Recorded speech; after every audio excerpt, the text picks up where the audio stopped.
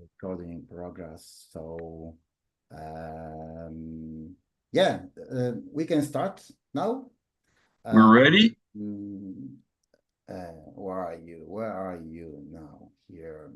Okay. Um, so, yeah, Philip, thanks a lot for being here. It is your third time, yeah, third time Um, together, third time, because we started from the Curie competition, I think. After that, we had a second meeting with Cachaça? Yeah, us, yeah? And now finally, we have a meeting with Paranubes, my one of the favorite SRAM ever made.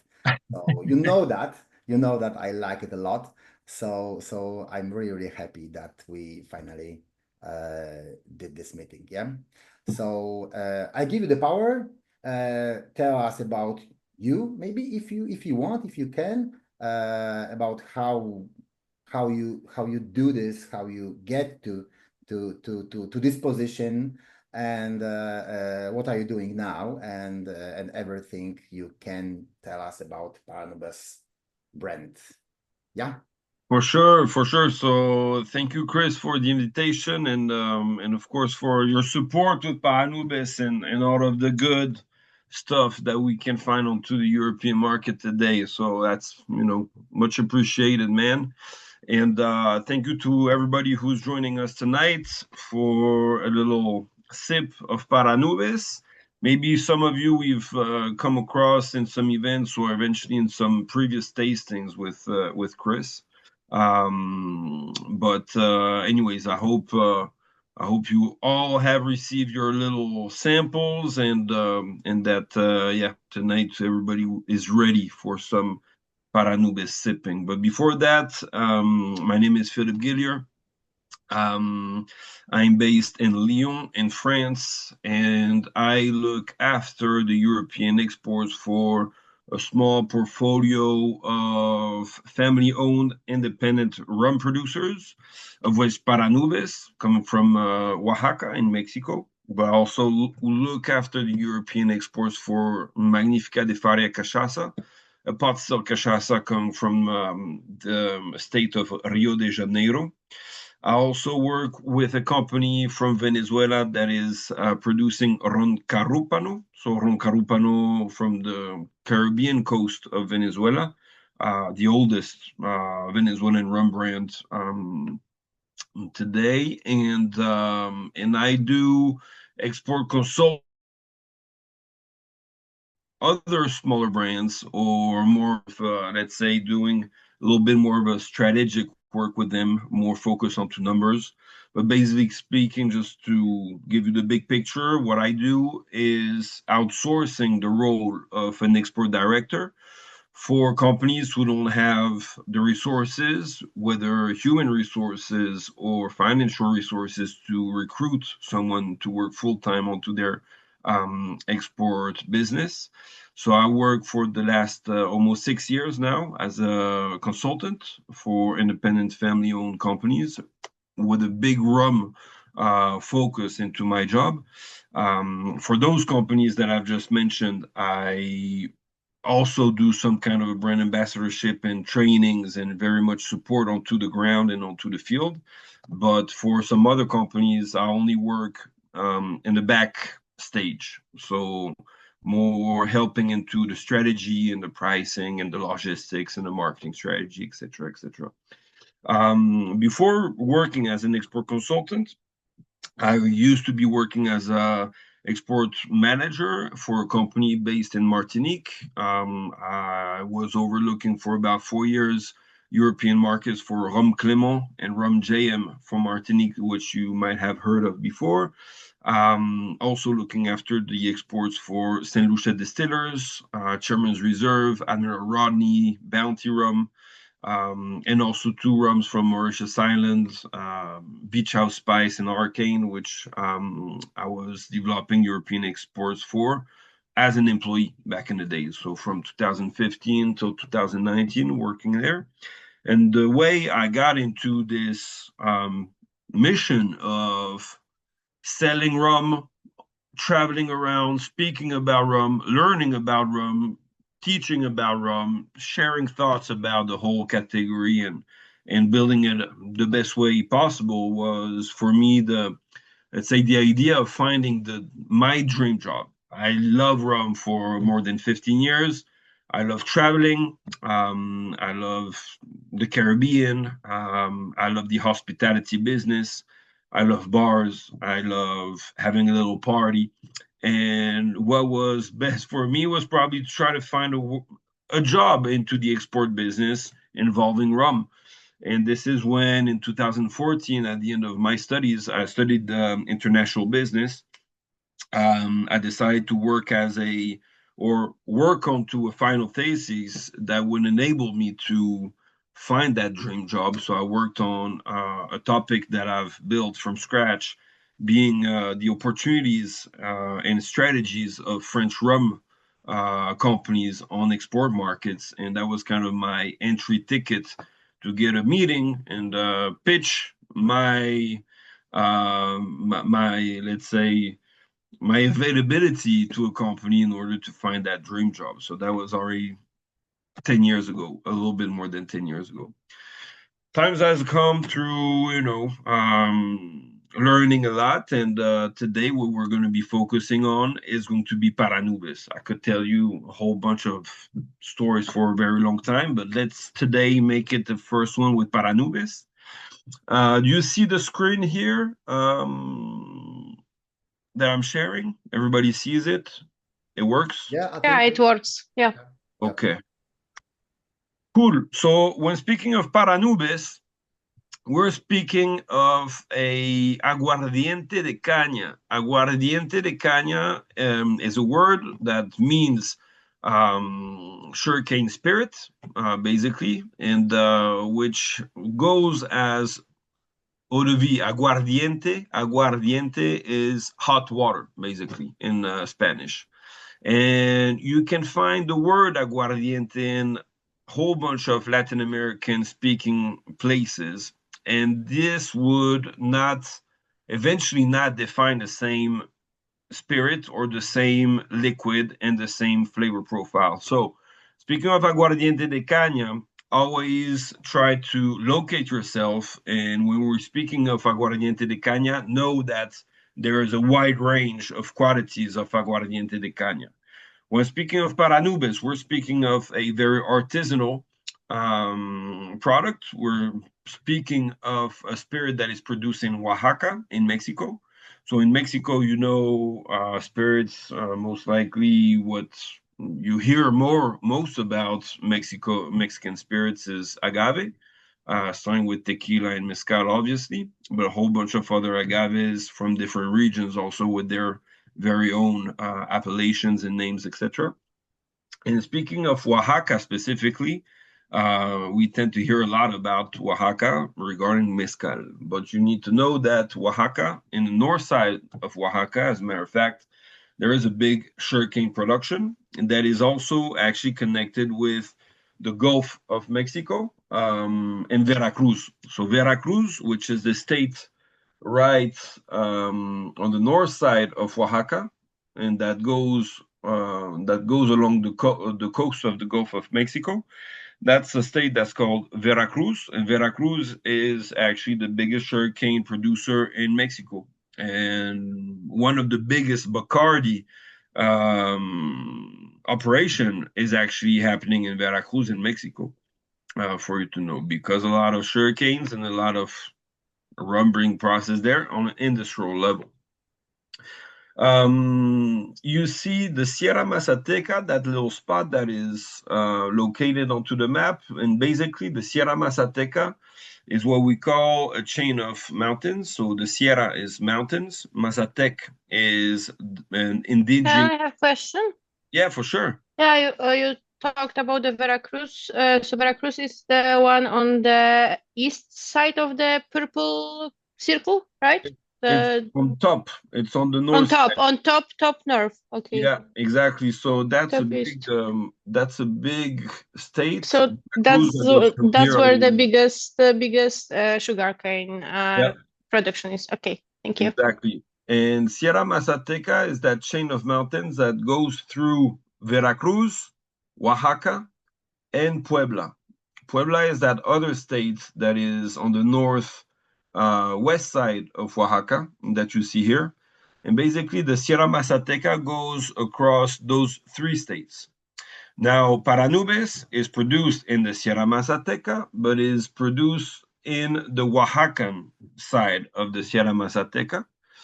And when we speak of Mazatec, Sierra Mazateca, we're speaking of an indigenous community that's been there for a very, very long time, that has their own, obviously, culture, but they have their own language. They speak Mazatec. Most of the people living out there actually barely speak Spanish. It's a community that's been there before the Spanish settlers hit Mexico, so that's older than the 15th century, basically.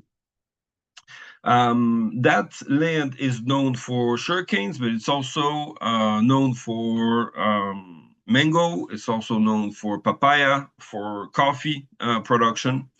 And one of the particularities of these mountains is that they are actually quite high and very humid. And that makes for a terroir that is very, very unique when speaking about the rum production in Paranubes. So sugarcanes grow between 1,000 and 2,000 meters of altitude, which is quite high for sugarcane plantations. And Rio Tuerto, the small village in which Paranubes is being produced, is located at about 1,100 meters above sea level. So we're speaking of a small valley, which you'll be recognizing in a minute, and also probably on the label. This is the valley of Rio Tuerto. So this is exactly the spot where we're producing Paranubes. And if you take a bottle of Paranubes, you may recognize basically that label into that valley, into that picture. Actually, the label from Paranubes comes from a picture of Rio Tuerto and the place where it's being produced. Jose Luis Carrera, he is a third generation producer of Paranubes in Rio Tuerto. So Jose Luis Carrera has been producing for 40 years. He is now probably in his early 60s. And Jose Luis, he's a real living legend within that community in the sense that he's got almost some kind of a social role within the community for several reasons. One of those reasons is that Jose Luis has a big impact into trying to push the community to maintain and take care of all of the, let's say, local surroundings, whether it be infrastructures. So, for example, roads. He's always leading some kind of a program to make sure that every month or every now and then when it's needed, they take care of the roads in the sense of cleaning the roads if there's been heavy rains or whatsoever, because there's nothing from the government really taking care of these. So it's all about the locals to take care of the infrastructures into the village and into the community. But also Jose Luis being a big part of, through Paranubes, of keeping a economy alive in in a village where there's probably 40, 50 people living. About half of them are actually connected into the production of Paranubes in a way or another, whether it be working at the distillery itself or the trapiche, or working as sugarcane producers, and also coffee producers. And we'll get into the coffee production in another part of the presentation. But all of that to say that Jose Luis has a big social role in the city, in the village of Rio Tuerto. So when we're speaking of Paranubes, we're obviously speaking of sugarcane spirit, in which we are going to be using 4 varieties of sugarcanes, which we define as caña criolla, caña dura, caña dulce, and caña morada. These 4 varieties of sugarcanes are basically varieties that were introduced in the Sierra Mazateca probably about, I want to say, 100 years ago. And these are varieties that we don't really have any definition in terms of exact um, variety name, but these are nicknames. So I could not tell you what these varieties would be connected with in another country because we don't have the specific, I want to say, chemistry name, varietal, right? Botanical. Botanical name, thank you. Botanical, yeah. So what we would be speaking of is caña criolla, which is kind of the indigenous cane. Caña dura would mean the hard cane. Caña dulce means the sweet cane. And caña morada or negra means the red cane. That is also called the black cane because it's a very dark red. So basically, these would be the definitions of those canes in the Sierra Mazateca. And these are very interesting. As you'll see throughout the tasting, you are able to very much taste the difference between those single varieties, for example, that you've been sent, and a blend of the different varieties of sugarcanes. Caña criolla is one of the biggest yields we'll have within those 4 varieties. So when we speak of Paranubes Blanco, which uses the 4 varieties, about 45, 50% of the production is using Caña criolla. Okay.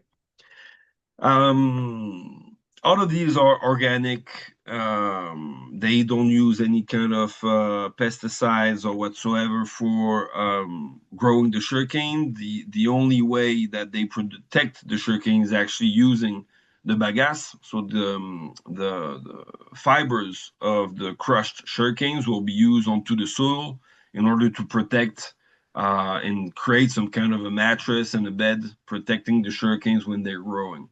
But there's nothing such as chemicals that are being used in the Sierra Mazateca for the growing of the sugarcane. We don't have any kind of green label and certification about being organic because all of these stuff costs too much money. And we don't have that kind of money to go into certifications about being organic.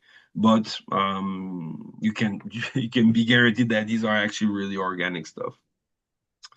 Half of it is actually estate grown in the sense that this is the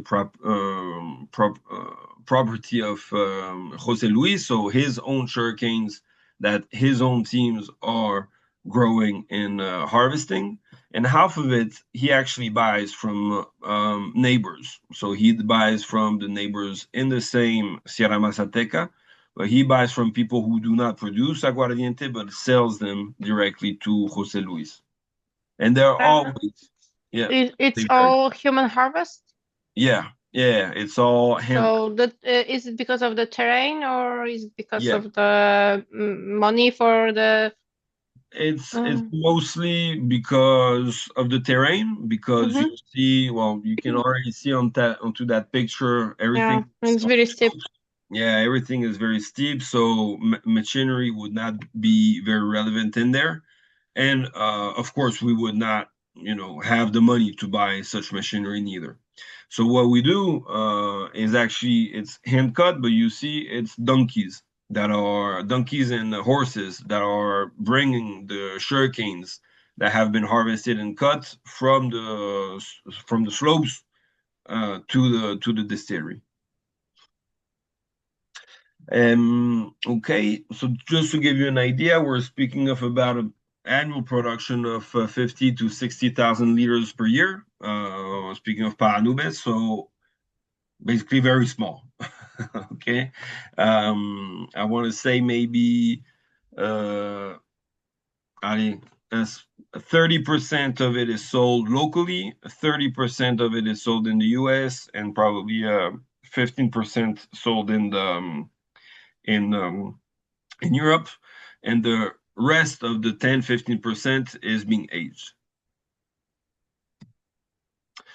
So once we've cut and harvested the sugarcane, we will bring those sugarcanes on the backs of the donkeys to the trapiche. And to the trapiche, we'll be crushing mechanically. So what you see here is actually the mill, and the team feeds the mill 1 cane by 1 cane, and we will be producing basically on a daily basis about 2 batches, which represents 1,100 liters of fresh cane juice. Once it's being pressed, it will be going into 2 fermentation vats, which you see here. So those 2 fermentation vats will be feeding one pot still, and we have 2 pot stills. So we have 4 of those fermentation vats. Those fermentation vats are made out of pine wood. So as you've seen in some of the previous pictures, it's a very dense forest and very dense, let's say, area for where we're producing Paranubes. So it's very tropical, but it has something about the vegetation of mountains, and there's a lot of pines, which makes it quite beautiful because you'll find pine trees which look a lot like pine trees you can find into the, let's say, European forests, but next to these you'll find a whole bunch of tropical trees and plants and flowers which make for a beautiful mix. But so this is using pine wood that is coming from the Sierra Mazateca. Those 2 vats will be feeding 1 pot still. We have 2 pot stills, so 4 fermentation vats. And the way we use those fermentation vats is that every 48 hours, we will be using and distilling half of 1 fermentation vat and refill the same day with fresh juice. So let's consider we're Monday, September 1st, Monday 2024, 2025 now. Jose Luis harvests in the morning. He goes to press the sugarcane. He will empty half of one of those fermentation vats, let's say the left-hand side fermentation vat number 1, at half, and distill this half. And with the day's production and day's harvest, he will refill with fresh juice, that vat number 1. Okay, so we'll have a full vat fermentation with half of it being fermented juice and half of it being fresh juice. Tomorrow, he will be distilling half of the other fermentation vat and refilling tomorrow with fresh juice. Wednesday, he will go back to the first fermentation vat, distill half of it, and refill with the fresh juice from the harvested sugarcanes. Does that make sense? So that's what we call like a rolling fermentation, in which half of the fermented juice will keep on fermenting the new freshly squeezed sugarcane juice. Going into the detail of that fermentation process is basically a tree bark, so what we call mesquite. Mesquite is a tree, which I thought I had a picture, but basically it's a very classic tree, nothing crazy. It's a tree that's not very big, and we will be using the bark of that tree, a little bit like some kind of a cinnamon bark, and this will be the ignition of the fermentation. So basically, those tree barks are what are being used for igniting the fermentation, and that tree bark mesquite will enable up to 3 to 4 months to ferment the fresh juice. So there will be those enzymes that will stay alive for a certain number of months. While those enzymes are alive, every time we come with fresh juice, very sweet fresh juice, the sugars will keep on being transformed into alcohol. Okay? Does that make sense for everybody so far? The fermentation process? Fermentation process is super important in the case of Paranubes.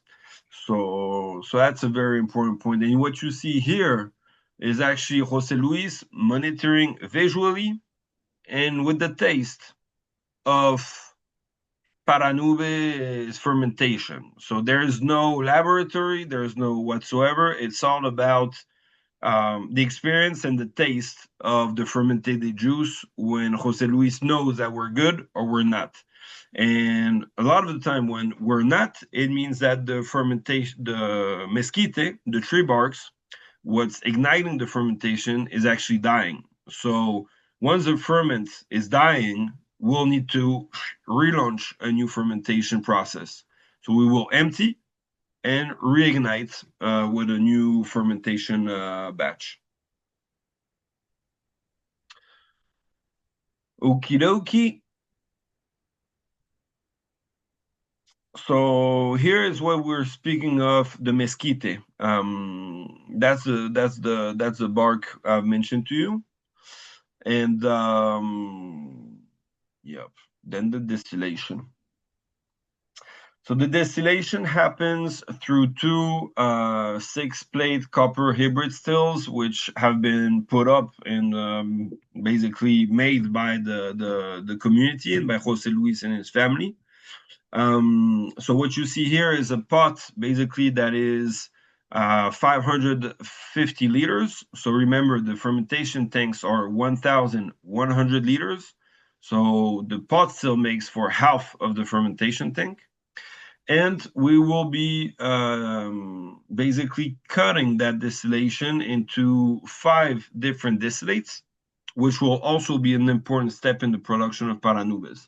So what you see on the right-hand side here is actually those 5 plates, rectifying plates, that is part of our small pot still, right? So when we're speaking of the cuts, distillation cuts, we're going to be cutting heads and tails off, and out of the let's say the spirits that are not that are not good for health, we're going to discard. Yet we're going to use some of the heart of the distillation. Heart of the distillation are going to be the highest percentage alcohol ABVs, and the lowest are actually going to be pieces of the heads and tails that we use, and that we will actually always store for about 2-3 weeks of production in order to have 2,000 liters batches. So if we produce out of 550 liters, we produce about 90 liters of distillate. Those 19 liters of distillate per days of production will be separated into about 5 times 18, 20 gallons of spirit. And if we consider 2 pot stills, this will be about 180 to 100 liters of spirits per day if both stills are running. So that makes for about 10 days to 2 weeks. We'll be producing about 2,000 liters of spirit. When we have those 2,000 liters of spirit, we will blend the different alcohol percentages in order to create Paranubes, Blanco, and the single varieties is the same way, at 54% ABV. So the point is here, there is no water reduction at any point in the production process. There is no reduction of the sugarcane juice once it's being pressed, and it's being pressed only once, and it's not being rinsed. fermentation, there is no wash being produced out of the fermented juice. It's going to be purely 100% fermented juice used for the distillation. And after the distillation, there is no reduction of the spirit. So this is what you would be, calling the most, I want to say the most honest distillate of what sugarcane would be as a base, as a raw material. There's no entrance of whatsoever sorts in what you're tasting through Paranubes. And by the way, I suggest you to probably start getting your first Paranubes Blanco to the nose in order to get a little bit of, the tasting going, because you're not going to listen to me speak for 2 hours. You need to get drinking a little bit as well, because we will follow up that presentation in Spanish. So you need to get the Paranubes in your body so you get some Spanish a little bit, and probably will end it up with some Mazatec. So you better get the drinking going.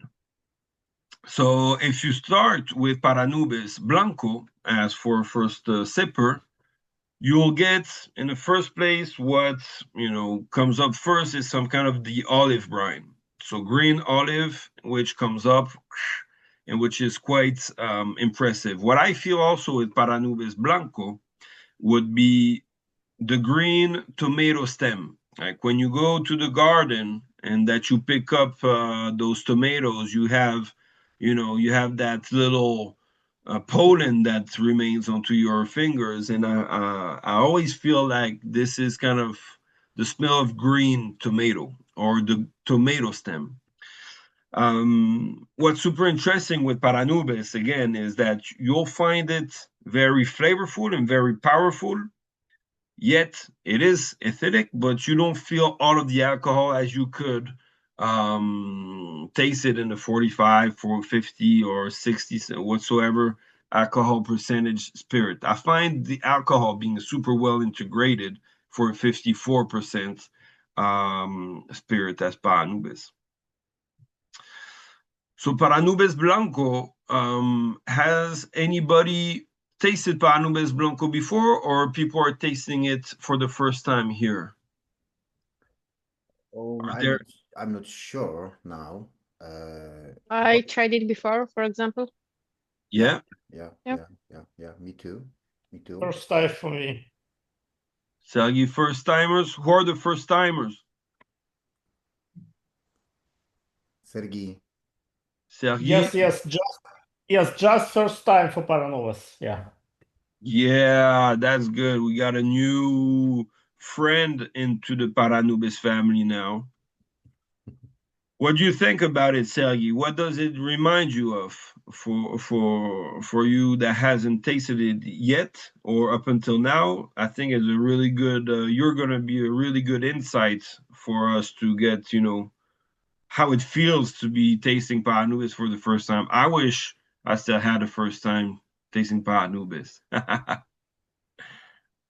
Yeah, very interesting aroma. Yeah, really green tomato. You get the green tomato, yeah, and what about the rest That's of kind of power of the suggestion. Is the power for me, because I haven't I tried Paranubes before and I haven't thought about the green tomato. Yeah. But I feel green tomato in different spirits, and now you said green tomato, and now I feel it. Always. Okay. So Paranubes Blanco, basically, what I like to share about Paranubes Blanco as suggestions to sip and try is obviously neat. I think Paranubes Blanco neat is for whoever loves let's say unaged fruit spirits or eau de vie. It's something that will be very appealing to anybody who likes, a nice plum, a nice raspberry spirit, a nice whatever fruit spirits that we can find in Europe. I always take the example of my father-in-law. He's a big lover of plum, of raspberry, of apple, pear spirits, unaged, higher ABV, which are, the aguardiente, the eau de vie that we produce in a whole bunch of European countries with the fruits that we find in the gardens. And he is a big fan of Paranubes Blanco because it reminds him of very much that that fruitiness of the spirit. So yeah, Marcin, you see, yeah, there's real fruitiness to it indeed. As the sugarcane, you're almost biting into a sugarcane, right? Okay. Any questions so far? No, so you can try that neat, of course. I would suggest also, and of course, Chris knows it better than anybody. It makes for a perfect daiquiri, so you can go and have fun with a daiquiri with Paranubes. Yeah. One of my favorite cocktails, making Paranubes with Paranubes, using Paranubes, would be the dirty martini as well. Exactly. So Yes. when we're speaking of, the olive and the briny kind of aroma coming from Paranubes, it actually blends in super, super well with proper olive brine in the dirty martini. There you go. There you go, Tori. So you can enjoy yourself a lot. I think even better because I have like onions. So dirty Gibson. Oh my God. Okay, now you got us onto a new idea. We're gonna Yeah, look because at that. I love a dirty Gibson by itself, and I think it would go very well. Try it and you let us know. I don't have those onions at home, but I'll make sure to try these at some point. So yeah, Paranubes Blanco, classic stuff. Then when we're speaking of getting the fruitiness, I suggest that you hop onto the caña morada. If you have caña morada near you, you can go into making a little bit of a distinction between the caña morada and blanco. And yeah, let me know what comes up with the caña morada, because caña morada is basically the same production method using 100% caña morada. So remember, we had caña criolla, caña dulce, caña dura, and also caña morada in the blend. So caña morada accounts for about 10% of the usual Paranubes Blanco production. Caña morada is a little bit more of a more difficult variety to produce in the Sierra Mazateca, and that was the first tryout onto the single varietals for Paranubes. So Jose Luis started producing her first batch of 100% Caña Morada one day, and very much realized that it was really, really, really sweet. So basically, this is a little bit of the idea behind Caña Morada. To me, it's a sweet version of Paranubes Blanco. So when you take the green olive stem or the green tomato and the tomato stem side of Paranubes Blanco and turn it into a candy, that would be for me like putting my nose into a very ripe tomato. So caña morada to me is a little bit almost like some kind of a ketchupy, ketchup, Pepper, peppery, and but pepper, but bell pepper, like the vegetable, the not the vegetable. spice. Absolutely. And almost a little bit of some spiciness also as some kind of a cinnamon kind of a note, more like a candy. So this is I want to say Paranubes Morada, some kind of a um, sweetened version of the flavor profiles that we could get from the Blanco in the first place. So Caña Morada is a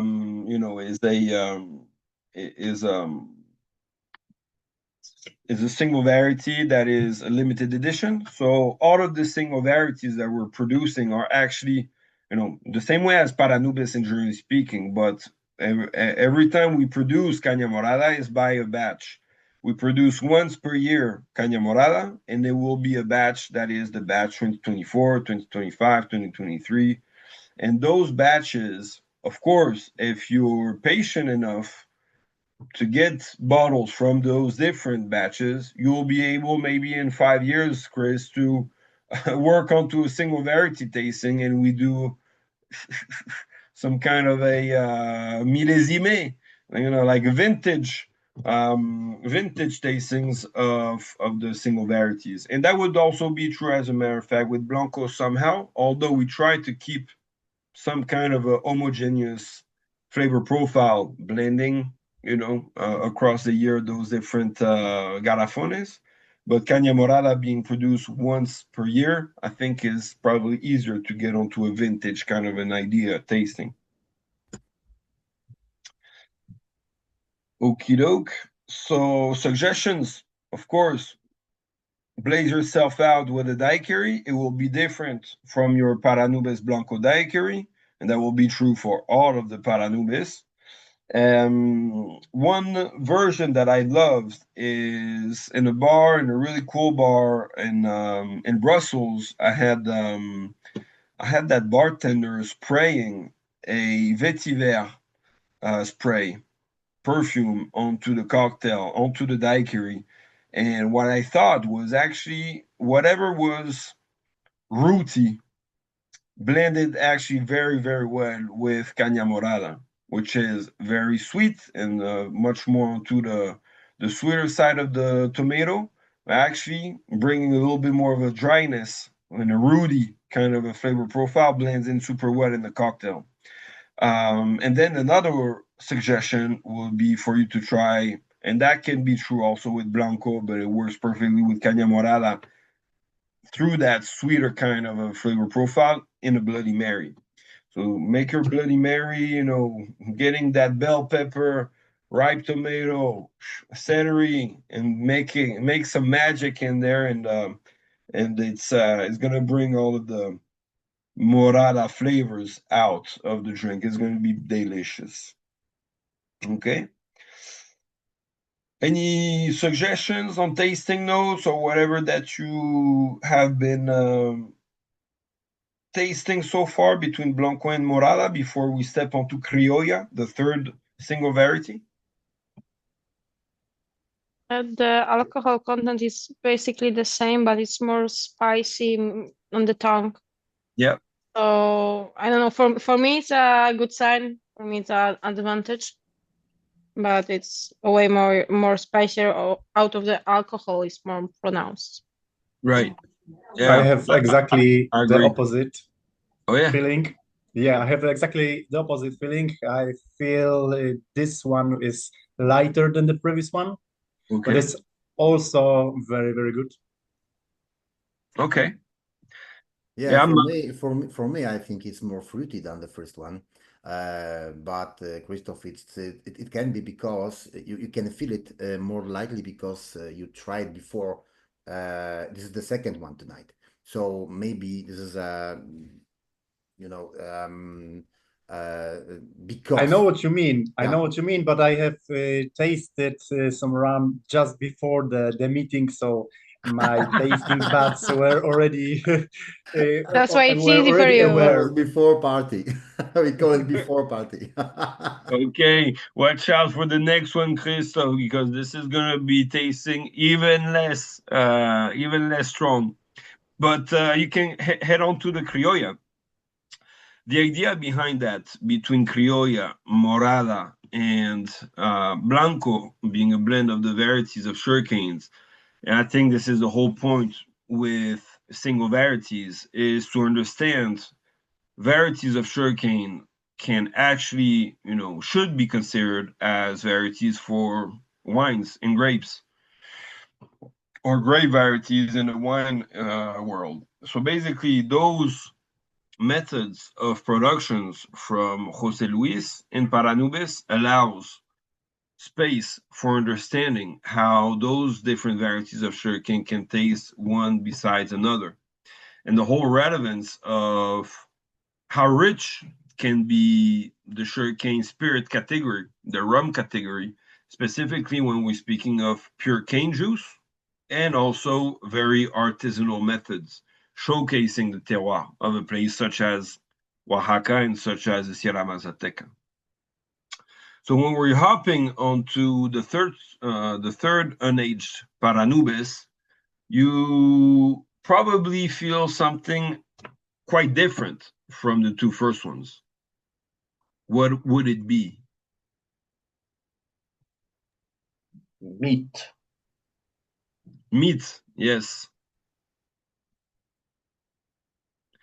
Do you get anything else with the meat? Some kind of a little more sweet than previous, but the sweetness is more in the nose and at first swallow. Okay. So Martin, this is for criolla that you say, I believe. So when we speak of criolla, what I feel is actually puffed cereals. I don't know if you remember those smacks, Kellogg Smacks cereals. To me, it's like wheat. It's puffed wheat. That comes out. I get the meat completely. The meat with some kind of a smokiness to it, some kind of a bacon. I get coffee beans. You get some coffee beans as well. Like maybe not the brewed coffee already, but if you like have beans and you're grinding them. Yeah, okay. I definitely felt also smokiness. Yeah, yeah. Delicious. And yeah, basically speaking, this is I want to say yeasty. So this is also where the puffed cereals come from. When I get it is the yeast, the yeasty side of it of criolla. So yeah, Caña Criolla to me is probably one of the, let's say, most relevant, I want to say, variations of the single varieties. Thinking of Paranubes Blanco being produced about half of it with Criolla, you see that when you separate that single variety, you understand the difference between Caña Criolla and the rest, and Paranubes Blanco, which is a blend of Criolla and 3 other varieties of sugarcanes. So that's the best educational tool, I think, for us to understand how rich the rum category can be in terms of flavor profile, using single varieties of sugarcanes and pure cane juice. So between the 3 unaged versions, how can we make some kind of a questionnaire here? Who preferred criolla? I did. I think it's a little bit sweet. Yeah. So we have one. It's also my favorite between the 3, I think. Who preferred Caña Morada? I did. Tori, Chris, Sergi as well, and then all of the rest would be Paranubes Blanco. Yeah, Paranubes Blanco is my first love. So, I have totally different feelings about this one. And when I first time tried Caña Morada, I thought the same. But it was always, the Blanco is for me is the first one. So I just like it, This is my kind of style of rum. So yeah, so I really like it a lot. Yeah.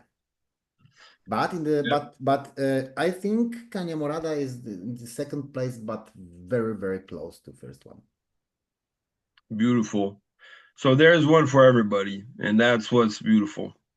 But okay, I'm glad you guys enjoyed the unaged. I hope you got, a little bit of a range between the different unaged and different varieties. This is the whole point of tasting different single varieties and unaged versions of Paranubes. Now we will hop onto the aging side of things. So remind me again, Chris, which batches were sent to our lovely guests tonight? We have 18 months ex tequila and ex American oak. Okay, new American oak or ex tequila, both of them? Both. Both ex tequila. No. American oak and ex tequila. Ex tequila, American oak. Okay, gotcha. Okay, cool. So speaking of aged Paranubes, we're aging actually in this little house here, which is Marcela's childhood home and house. So Marcela is Jose Luis's wife, and this is what we call Loma Alta. So it's right next to Rio Tuerto. It's a small village which stands now I don't have the altitude, but I think it's like 1400 or 1500 meters of altitude. It's a little bit higher than Rio Tuerto. And this is where we're aging about 50 barrels of Paranubes today. So we have different barrels in stock, different woods. We have French oak, we have American oak, we have American oak ex tequila, French oak ex tequila, and we have new American oak. So basically, what you'll find regarding Paranubes are always batches of either single casks or either small, let's say, combinations of different casks that are using a specific wood. So what you have is 18-month new American oak and 18-month American oak ex tequila, which would be batch number 2 and batch number 3. Okay. We should be starting probably with the new American oak, I want to say. So you can find your 18-month new American oak, and that would be batch number 3, I think. So that batch is actually the collection of, no, it's actually batch number 2, sorry, because batch number 3 was ex tequila American oak also. So Yeah, this batch that you have is batch 2. Probably there is information on back label on the bottles, but I don't have bottles in my place now. I have only samples, so Right. No, but it's actually not so well communicated as such on the label. And generally speaking, today, Paranubes Añejo is a very experiential I want to say program. As you see, we have very small number of barrels. We release bottlings on a very small scale. So every time we receive a batch in Europe, it would be between 1 and 4 barrels. So we're speaking of a batch that's between 200 and 800 liters, maybe 1,000 liters max. So that's going to be something between 400 bottles and 1,200 bottles for all of Europe. So the first batch we received was a single cask, which was French oak ex tequila. That was really, really beautiful. And if you find some of these bottles, I suggest that you put your hands on them and have a sip. It's very, very beautiful. Second batch is the one you're having now, which is 18-month new American oak, and that has been one single cask and first fill. So it's new American oak, but it's a first fill of the barrel. So it's a brand new barrel, and the flavor profile you'll get here actually is a very woody, I want to say, caramel, vanilla focused flavor profile, which to me, we're almost losing a little bit the world of Paranubes Blanco, yet it is a way that I think is a great way to get people into the world of Paranubes for the rum lovers of age rum and let's say maybe the less so rum lovers of unaged higher ABV rums. So this is kind of a transition that could help Paranubes gain a little bit, the attention of European rum lovers. So I don't know if you can feel that, but we're looking at very much, I want to say vanilla. I want to say, the oakiness of the new American oak is bringing that very smooth kind of a flavor profile to it. What you can do to make as a comparison is taking the next batch, which is batch number 3 that you got, and which is actually a blend of 4 casks that are American oak ex tequila, and that is a blend of 4 casks between 18 and 24 months of aging. So it's 4 casks that are all American oak ex tequila, and you'll find into that batch number 3, in comparison with batch number 2, new American oak first fill, that you have a lot more of the flavor profile from, let's say, the agave, the tequila, almost some kind of an oily texture, whereas it's a lot more ripe in the second batch. That second batch I find more oily. You get more of those bell pepper notes that you mentioned, Tori. So you can find kind of that green bell pepper flavor profile into the batch 3 of the ex tequila American oak. You get, I feel, some kind of a mushroom into it that is quite unique. Some kind of a shiitake mushroom in there.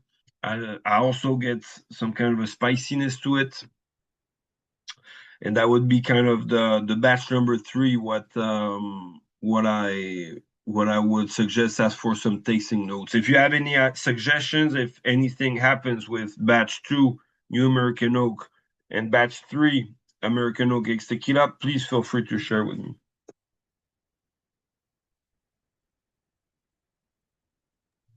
For the new American oak, I'm getting like gingerbread spices, like the cinnamon, cloves, all of them mixed together, cardamom. Nice. But that's also something I get in a lot of bourbons. So if that's a first fill, that explains. 100%. There's a whole connection there with the first fill of the American oak.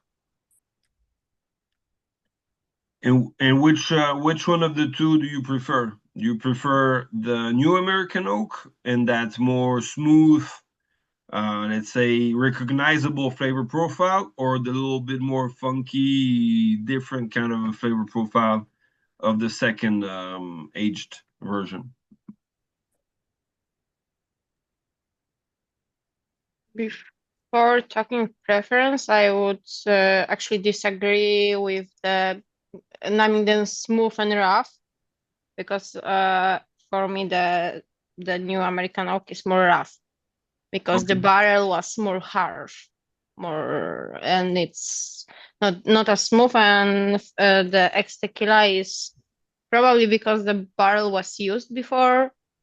So it still had a lot of influence, but not as much, I think, because it's has influence of the barrel and of the tequila which was in the barrel before. Exactly, and that's very true.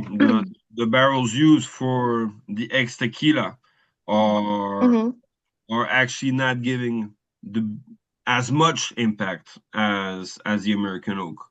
So when speaking of the new American oak, you're absolutely right. It's a big impact that the wood has onto the spirit. So smooth to me would be more some kind of the vanillin that's coming out of the okay, in that fresh term. oak, Okay. more than saying that it's a subtle touch of the wood. I think, Mhm. like you, the first new American oak has a very big impact actually onto the Paranubes. Exactly. Exactly. And I think exactly the same. And at the same time, I like both of them. But today, maybe because of super heavy last weekend, Mhm. but but this time, today, tonight, I think this new American oak is because of smoothness better for me now. For now, maybe tomorrow morning I will think another thing. I don't know. I'll try tomorrow morning. Yep, yep. In blind testing, I would have thought it's a bourbon. Yeah, very similar to bourbon. Oh, okay.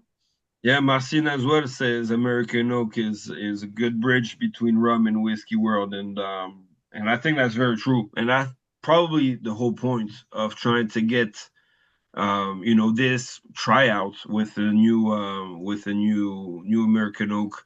Now, looking at how we're developing the Paranubes Añejo project, we're probably headed towards sticking around with ex tequila in Europe, whether it be older versions of tequila or going back into French oak ex tequila. But all of the feedbacks we've gathered actually around Paranubes Añejo have been lately more positive onto the ex tequila because it is some kind of a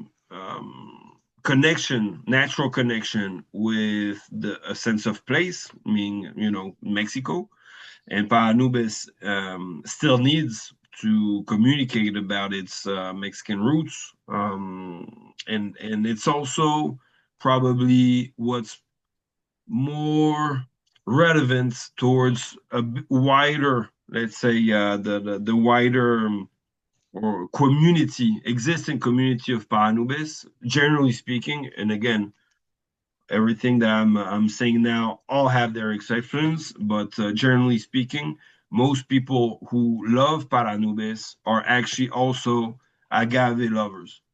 We also, of course, have a rum community around Paranubes, which love that unaged side of the spirit, and that's probably the community we're speaking to tonight. But that's one of the directions we're taking, in the sense that the fourth batch, which you don't have yet in Poland, but we'll have it in BCB, and it's already out in a whole bunch of European markets, so you'll potentially find it. It's Paranubes Añejo 32 months, American Oak ex Tequila. So it's an older version, let's say, of American Oak using ex Tequila. That's batch number 4 that we're promoting now and that we're selling now onto the European markets. And that is also, I want to say, an even nicer version versus the batch 3 on the ex tequila aspect. A little bit older, but I feel like it's better structured. When the batch 3 that you have here is a bit oily, I'm not a big fan of the oiliness, yet the flavor profile I find very appealing. And that fourth batch is actually a lot drier, so you don't get the oiliness of it, but you get the mushroomy, you get the bell pepper, you get the agave touch, which I think are better structured into the new batch. And then we'll see what happens with next year's batch, or the following year batch, probably going into even older versions of Paranubes.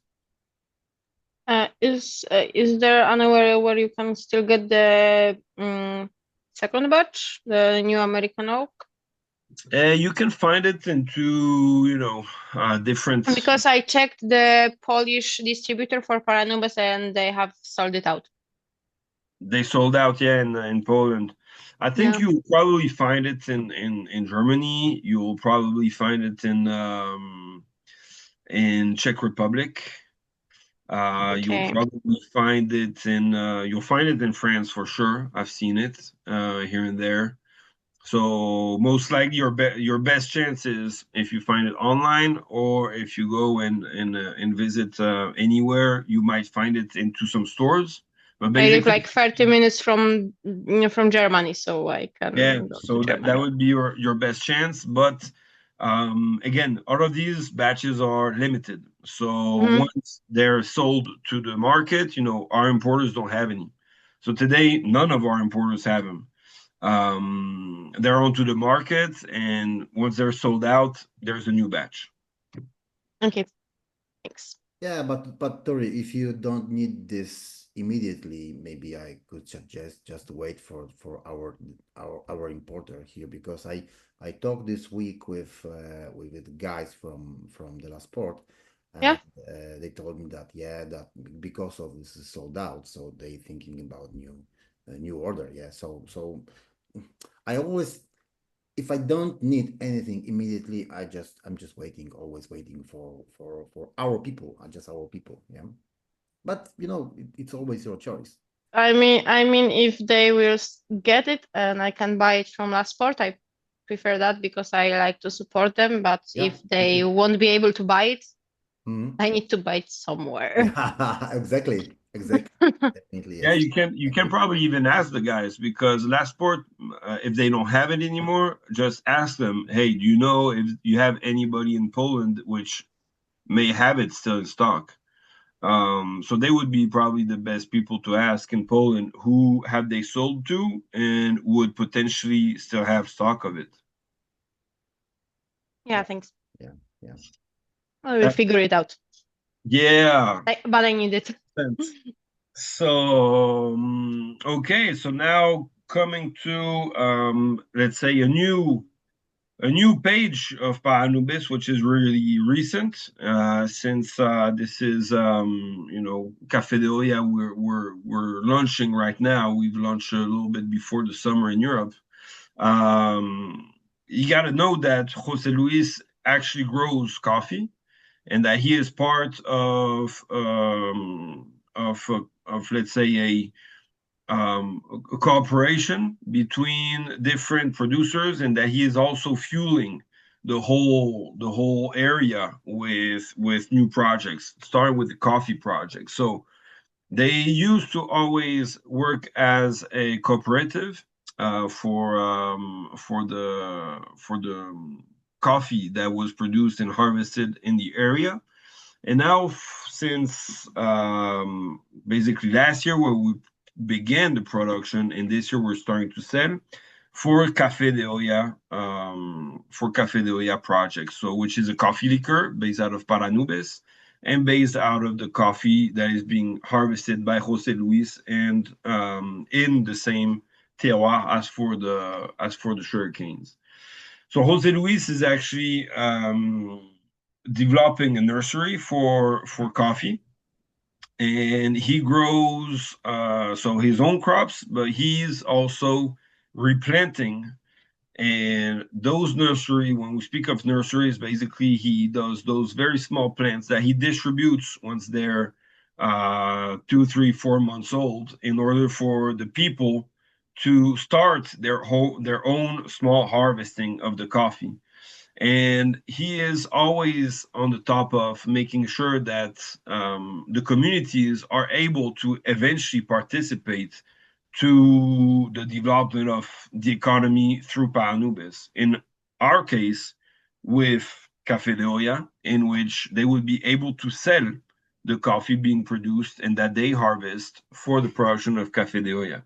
Again, we're speaking of very small scale, operations. And when we speak of 30,000 stems that were given away, and this year 100,000 stems, I mean, it's a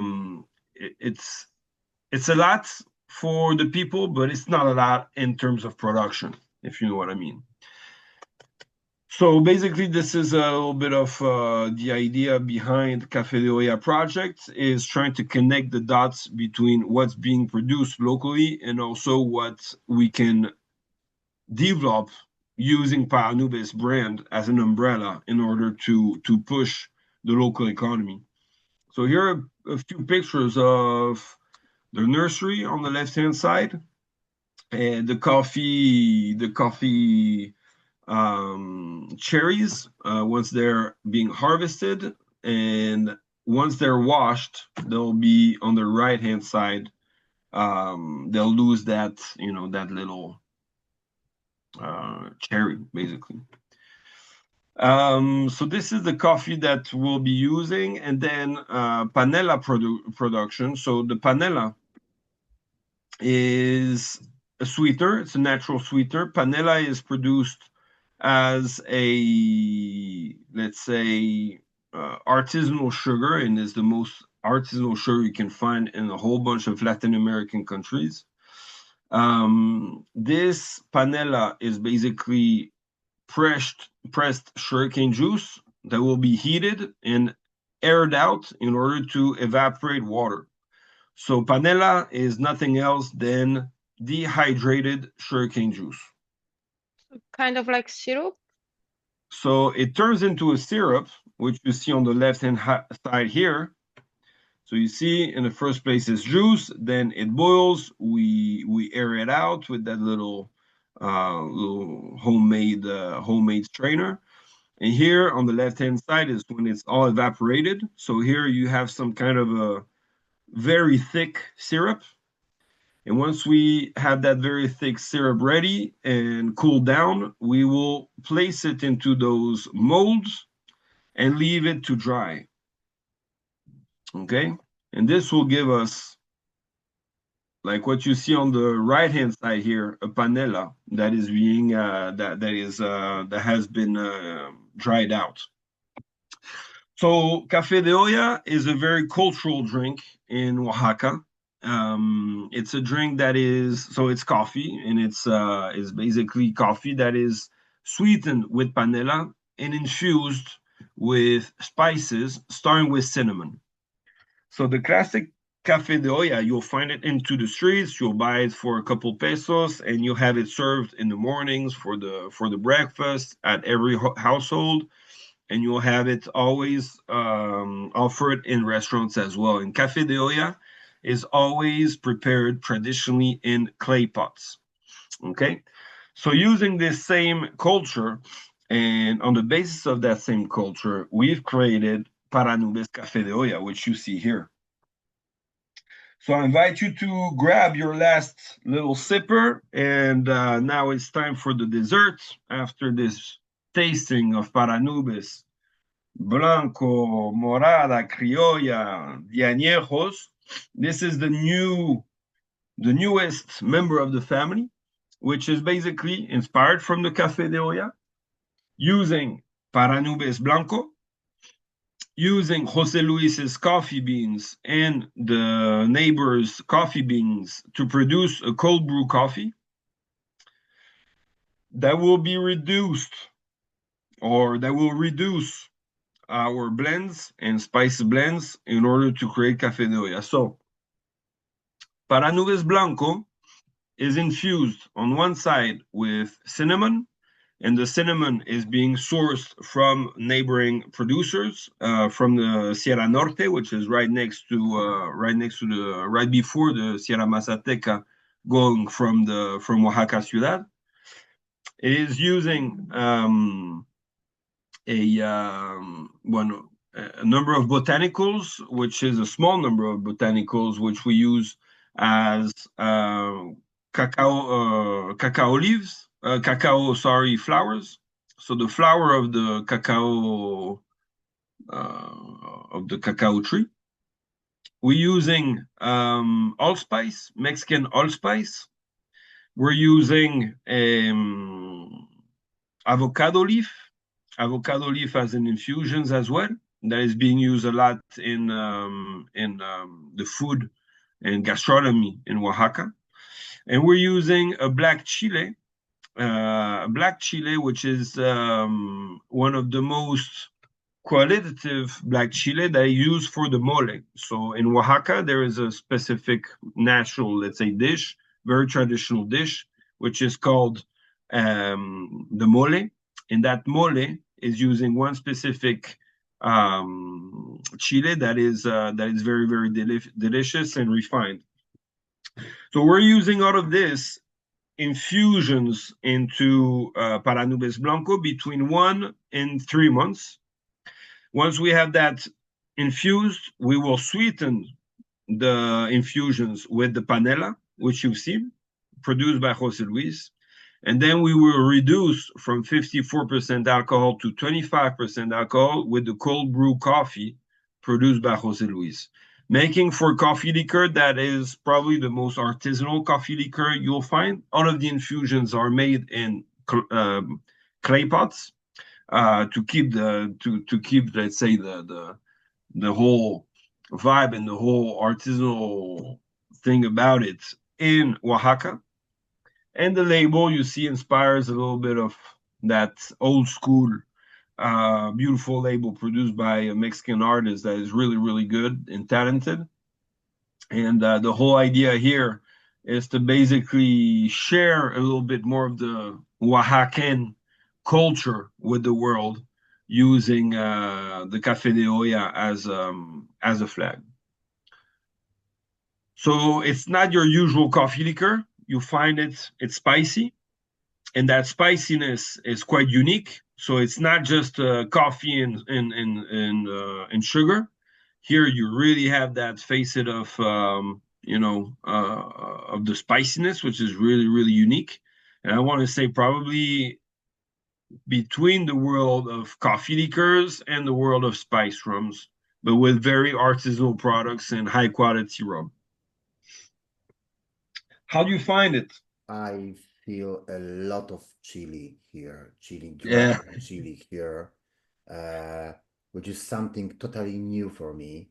And first time when I opened the bottle and put some in the glass, I feel it a little bit. But when I put some Paranubes Bianco in it, it's Yeah. more chili feeling. Right. So So I'm this, super you surprised. can use neat, you can use of course in your espresso martinis. Yeah. What's interesting with it is that you actually don't need an espresso, you don't need extra sweetener. What I like to do is basically probably just shake it with 1/3 of Paranubes or 1/3 of tequila and 2/3 of Café de Olla liqueur, and you have a little bit of let's say a new version of your espresso martini using the coffee that you have here into Café de Olla. But also you can think of mixing it with, tonic water or sparkling water and ice. It's absolutely delicious with a little lemon peel.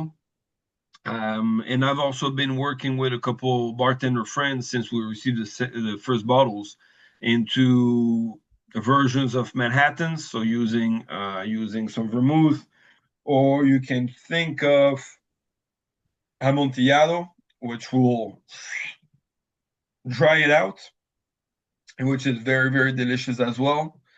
The idea behind that, again, is to try to get creative, and you can drink it as much neat as you can make it a little bit more complex into some really cool cocktails. So now is the first days and the first month of Café de Olla to the market. We're presenting it now to the different markets.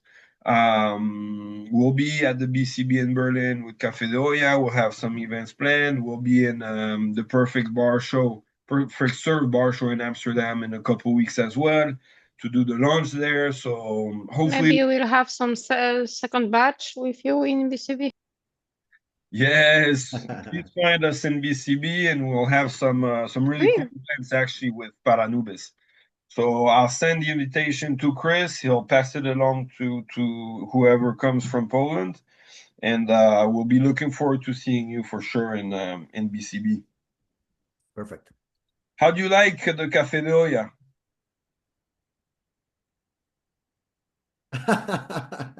I'm not so convinced, but I'm not a fan of coffee in general, so Okay, it's hard. It's very difficult makes topic sense. for me.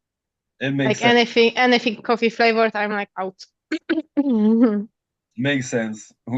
Does anybody like their coffee? I like coffee a lot. So Yeah. this is super interesting for me because I tried some of coffee liquors before, and